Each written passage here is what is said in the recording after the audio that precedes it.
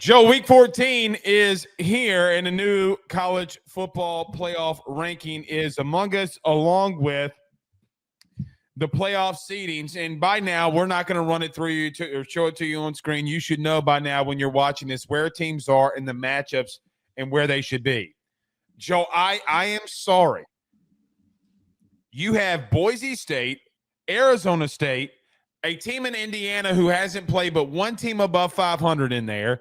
Oh, and by the way, guess who else you have in the playoff right now?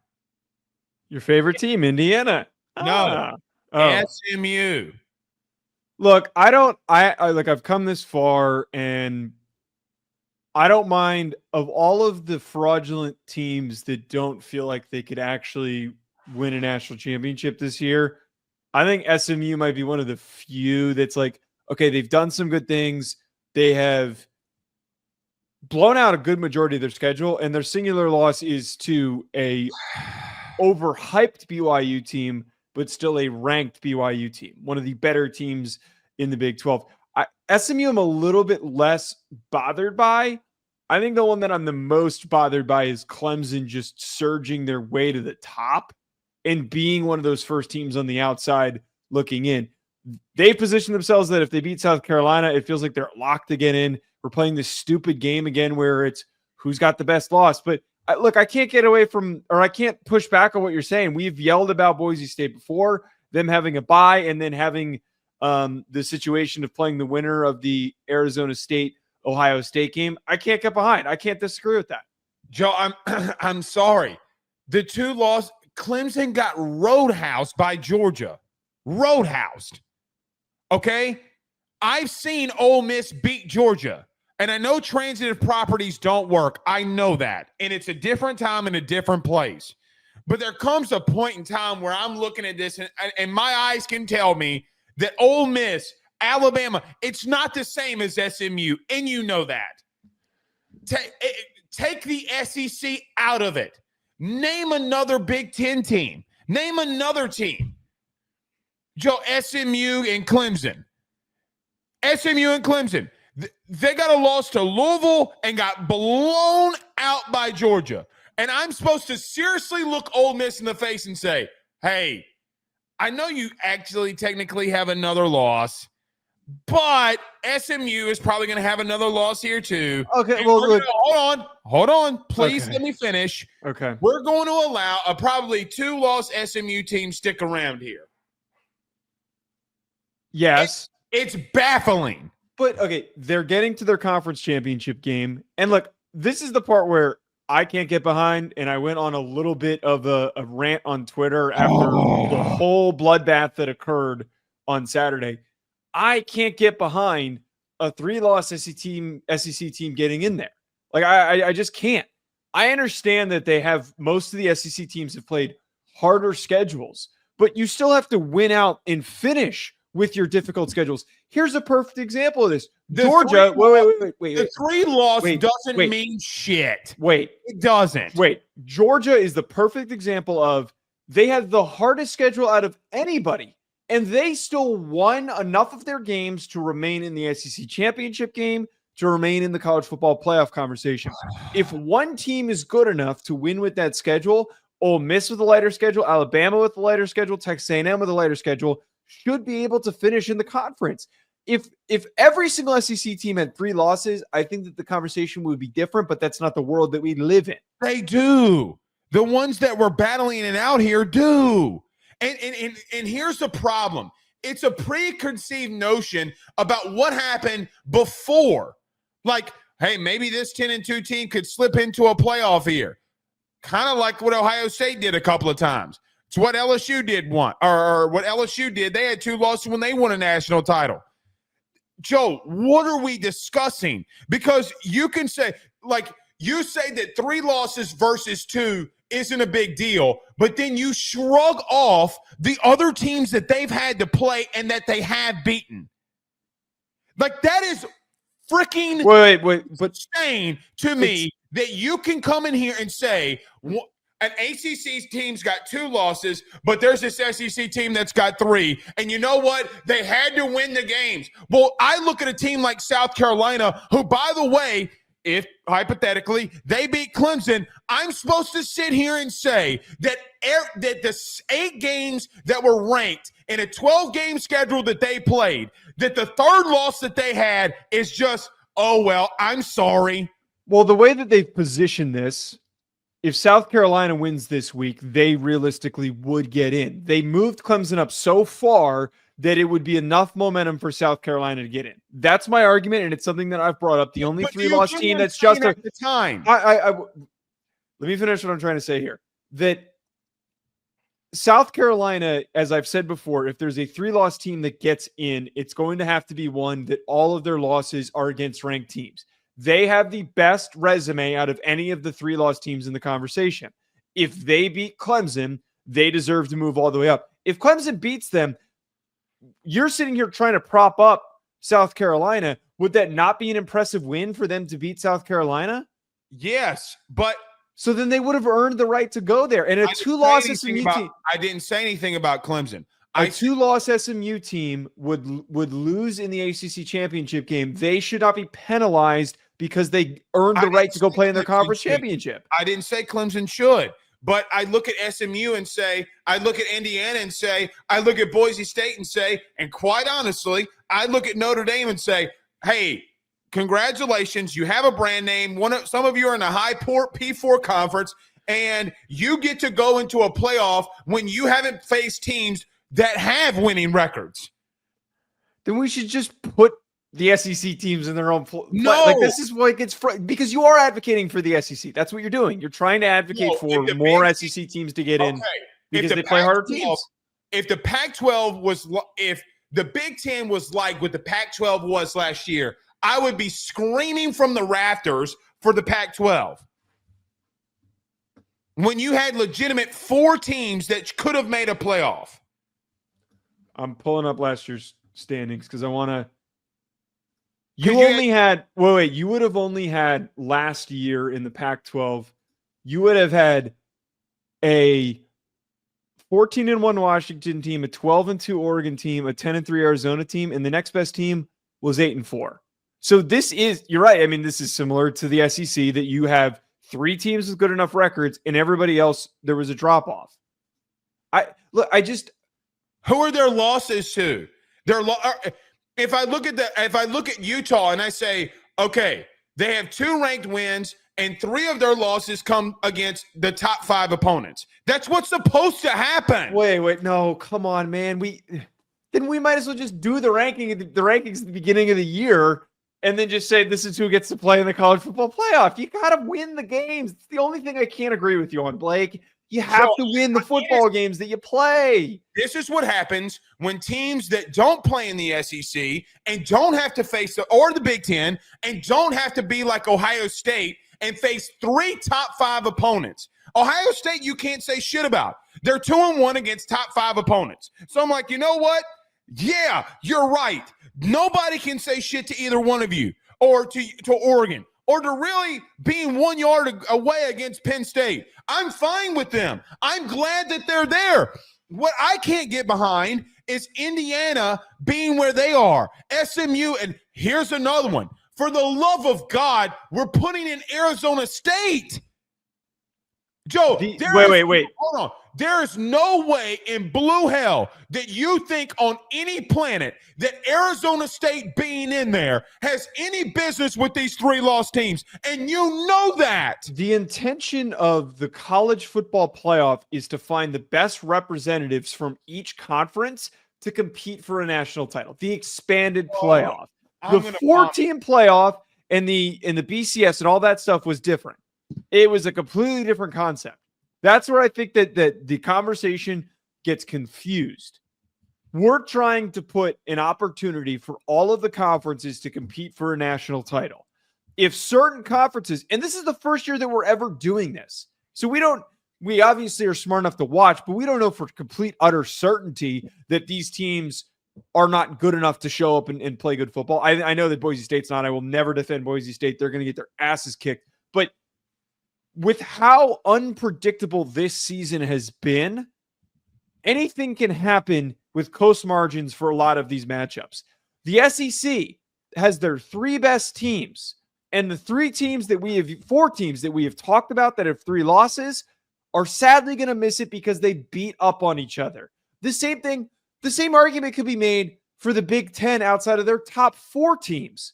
The whole conference ate up on itself because the margins are very close. That is why a lot of these wins for these top Big Ten teams don't look as good as you think that they are, is because on any given Sunday or on any given Saturday, mid-level teams in the conference that are in that middle echelon can beat one another. Like in the SEC. Name one. I'm trying to think of like a good example of a game that just. I got one. You ready? Ohio State versus Nebraska versus Ole Miss versus Florida. But no. Georgia versus Florida. That's the comparison that we're making here. Spare me for crying. No. Dude, just because Florida played a good football game does not make them this undervalued elite team that would blow through the Big Ten. Our top 7 team. I keep coming back to the fact that we had ranked wins. That's more than Notre Dame and Indiana combined. Blake, I keep coming back to the fact that at the start of the season that we had USC beat LSU. Those are both 2 middle-tier teams in the Big Ten and the SEC. There is not as much of a separation gap between these conferences as you think. The argument could be made about the ACC in the Big 12. I just can't get behind. I can't get behind that. We're going to find out when these games are played. All right. And you know where history lies, don't you? What, that the SEC went? When the SEC, okay, for what it's worth, this is the argument that we have every year. Well, it didn't happen last year. Well, the last 30 years, the SEC has dominated in those situations. Dominated. You know it, and I know it. Hold on. They've dominated in the portal era.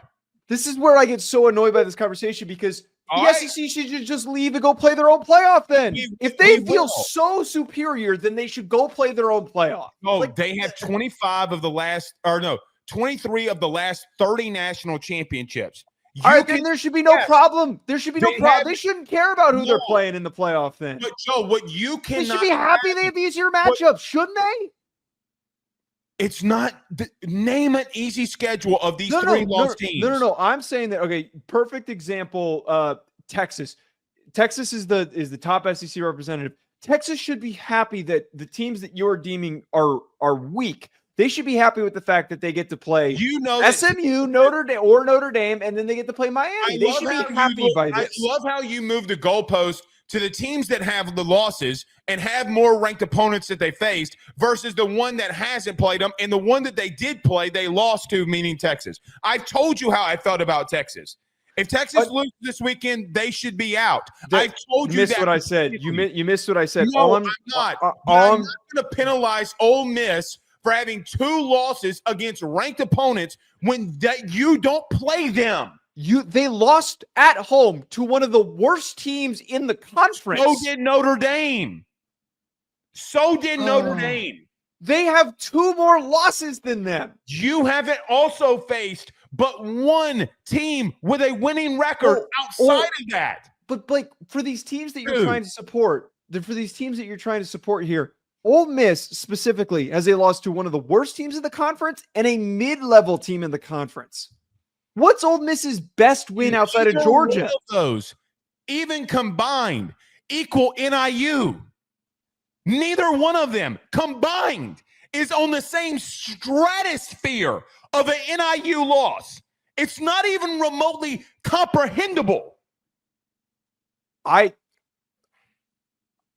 are cannot crazy is what y'all No, we're not. Like I can't get, but if they had the same record, we're not debating the same record. We're debating a team that has 3 losses and one that has 1. A bad loss. We have to give credit. Again, you have to give credit to teams that understandably don't have tough schedules that are blowing out every single team that they have played. That means something. It doesn't just mean nothing. Yes or no? Yes or no? I'm going to give you a scenario. Yes or no? Okay. You have a business A and a business B. You work for business A. I work for business B. I made $400,000 for business B last year. I already don't like where this is going. This is going to be very made $100,000 for business A. But in my business, I'm the 6th best salesman. And at your business, you're number 1. Who equates to what? I had better margins than you. I faced tougher competition than you. That is not a good analogy. It is that a great doesn't analogy. apply to this conversation. No, it's how reality works. If I'm in a tougher field, in a tougher market, and you're in a lower tier, in a lower market, sure, you can dominate that. You know who does this the best? Major League Baseball. When guys get moved up from the minor leagues and they dominate in single A, double A, triple A, and then they look like shit in Major League Baseball. Why is it? The competition gets better. So when the competition is better and more draft picks come from one conference and you have, this team's got one more loss than the other. Well, they didn't play a fucking ranked opponent. Two more losses than the other. Okay, SMU's probably going to lose again. And either Miami or SMU have to lose. Either one. They're playing an extra game. No shit. But so is Georgia, so is Texas, so is everybody else.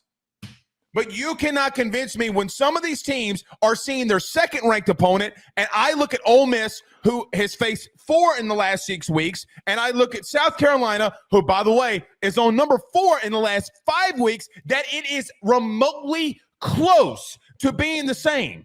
We're not okay, but the problem is that the playoff seeding is not determined by who has the hardest schedule.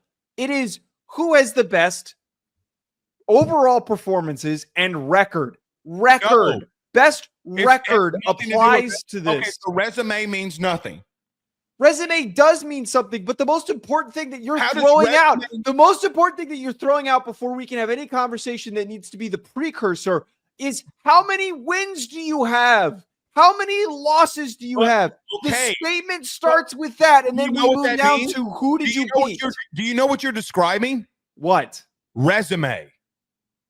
Yeah, that's what I'm saying. Okay, so if one resume has 6 pluses on one side and 3 on the other, and you got 1 plus on one side and 1 blemish on the other, who's accomplished more? Let's put 6 and 5 Florida in then. Like, this is where that's that's not what I'm saying. But it kind of is, because you're trying to make this argument that just because somebody played my mouth, Florida should be in a playoff. That's not what I know. That's not what you said. But this is the slippery slope that we go down when we start following that track. Because if we start doing this team had a harder schedule and they played these teams that are harder. Florida's had one of the hardest schedules in the country. And they're going to finish above 500, which is an accomplishment. But that does not mean they earned. They didn't win enough games to earn the right to go to the playoff. It's interesting. Remember when Notre Dame fans in the beginning of the year said that they faced more P5 opponents than anybody? Remember old talking point last year for the Big Ten was that, hey, man, we play 9 conference games. And the SEC in Week 10 has Mercer. Yeah, I wish we had Mercer. Nobody's used that as an arguing point to say that the SEC schedule is weaker. Joe, me and you have covered this sport together for 3 years. You know, and I know that has been a talking point. Don't you dare act like it hasn't been. And now all of a sudden, when the SEC is saying, hey, man, okay, cool. We're just better than everybody's better than what we normally are. Everybody. Just because the conference is more competitive does not mean that every other team outside of the conference needs to get screwed over. What's the best division in NFL? NFC North, probably. NFC North. NFC or AFC? NFC North. Okay. I don't really watch NFL, so I don't know. Okay. Are 3 teams in that division going to make a playoff? It's possible. It's likely. Huh. That's resume. They don't. We'll see you tomorrow. Y'all have a good one. That's not a closing point, but whatever. BetOnline remains your top spot for all of your live betting action and contests. NFL, college football, UFC, NHL are all in full swing. BetOnline is your number one source for wagering news, odds, trends, and predictions with both desktop and mobile access at any time. Head to BetOnline today and use promo code BELIEVE, that's BLEAV, for 50% off your first deposit. That is a 50% welcome bonus. Bet online, where the game starts.